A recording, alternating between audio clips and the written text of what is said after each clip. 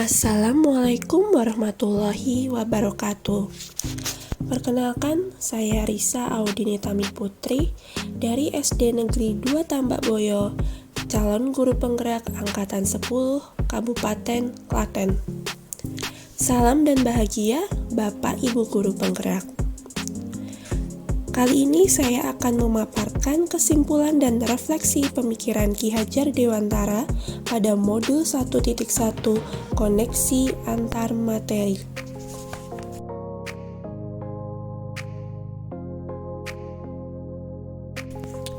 Pertanyaan pemantik yang pertama yaitu, apa yang Anda percaya tentang murid dan pembelajaran di kelas sebelum Anda mempelajari modul 1.1? Sebelumnya, saya akan membahas tentang pendidikan dan pengajaran tidaklah sama. Pengajaran adalah bagian dari pendidikan. Pengajaran adalah proses pendidikan dalam memberi ilmu untuk kecakapan hidup anak secara lahir dan batin. Sedangkan pendidikan pada hakikatnya adalah menuntun atau memberi tuntunan terhadap segala kekuatan kodrat yang dimiliki anak agar ia mencapai keselamatan dan kebahagiaan yang setinggi-tingginya, baik sebagai manusia maupun sebagai anggota masyarakat.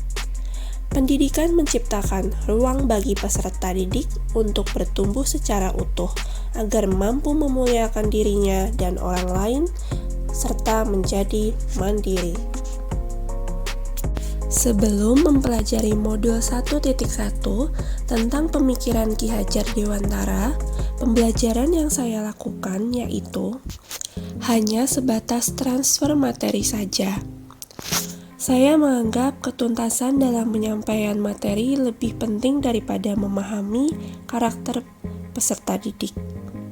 Biasanya saya hanya melihat nilai peserta didik hanya dari aspek kognitif saja, misalnya saat mereka mengerjakan soal berupa ulangan harian. Jika nilai peserta didik sudah mencapai KKM, dinyatakan bahwa pembelajaran tersebut sudah berhasil dan dijadikan sebagai tolak ukur keberhasilan pembelajaran. Selain itu, saya pun beranggapan bahwa peserta didik hanya sebagai objek pembelajaran, sehingga pembelajaran terpusat pada guru atau menggunakan metode teacher center. Sebelumnya, saya tidak memperdulikan apakah peserta didik sudah benar-benar paham dari apa yang saya ajarkan atau tidak, karena fokus utama saya lebih ke tercapaian materi, mengingat materi yang saya ajarkan cukup banyak setiap semesternya. Saya pun hanya meminta peserta didik untuk menghafal materi yang saya ajarkan, tanpa memikirkan bagaimana cara agar materi tersebut dapat disampaikan dengan sepenuhnya. Sehingga saya pun sering merasa gagal dan mengeluh jika banyak peserta didik yang tidak tuntas. Apa yang berubah dari pemikiran atau perilaku Anda setelah mempelajari modul ini? Setelah saya mempelajari modul 1.1 tentang pemikiran Ki Hajar Dewantara, saya menyadari bahwa apa yang saya pikirkan dan saya lakukan selama ini tidak tepat. Seharusnya, pembelajaran itu dilakukan secara menyeluruh, bukan hanya aspek kognitif saja, tetapi juga mencakup aspek afektif, psikomotor, spiritual, sosial, dan budaya. Peserta didik bukan sebagai objek pembelajaran, melainkan subjek pembelajaran.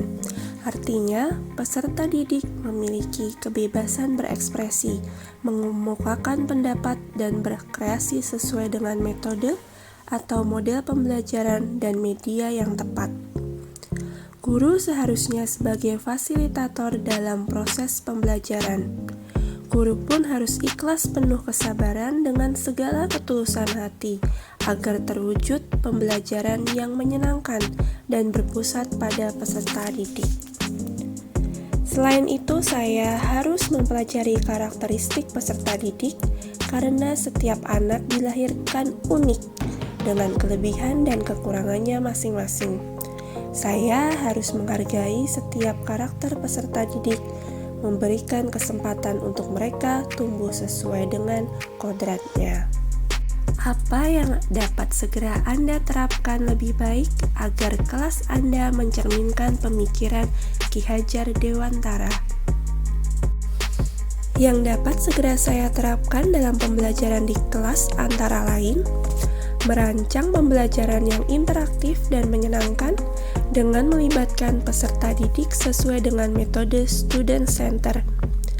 Berikutnya, saya akan menerapkan pembelajaran abad ke-21 yang sesuai dengan pemikiran Ki Hajar Dewantara, yaitu berpikir kritis, kreatif, dengan komunikasi dan kolaborasi yang baik.